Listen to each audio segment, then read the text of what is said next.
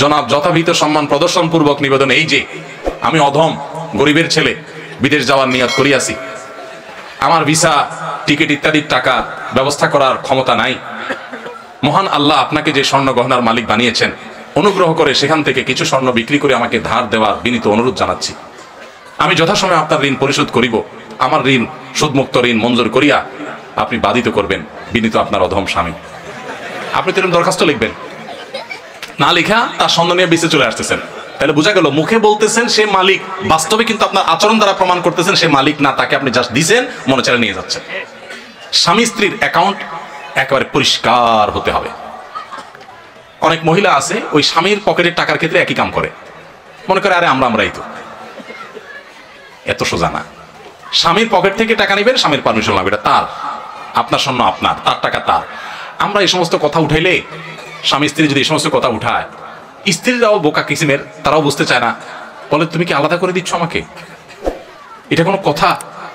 এগুলো আমার স্বর্ণ, আমি যা ইচ্ছা তা করবো, ওইগুলো তোমার টাকা, তুমি যে এত এত দূর দূর করলে কি স্বামী স্ত্রী থাকা যায় নাকি একসাথে? বাঙালি আমরা অতি ভালো সাজি, অতি ভালো সাজি, এরপর যখন ভেজাল লাগে এবার টানাটানি শুরু হয়।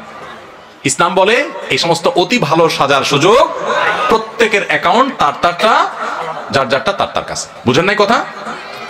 স্বামীকে আপনি মোহরের টাকা দিয়েছেন, এটা তার, তিনি যা ইচ্ছা তা করবেন।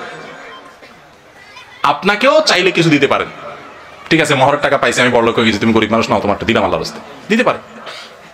তো স্ত্রীদের স্বর্ণের যাকাত তারা দিবে যদি তারা মালিক হয়। আর যদি আপনি তারা ব্যবহার করতে দেন, অনেক বিদেশি প্রবাসী লোক আছে বিদেশ থেকে স্বর্ণ পাঠায়, বোরে দেয়, আসলে বোরে দেয় হলো ব্যবহার করার জন্য। বোরে কি দেয়?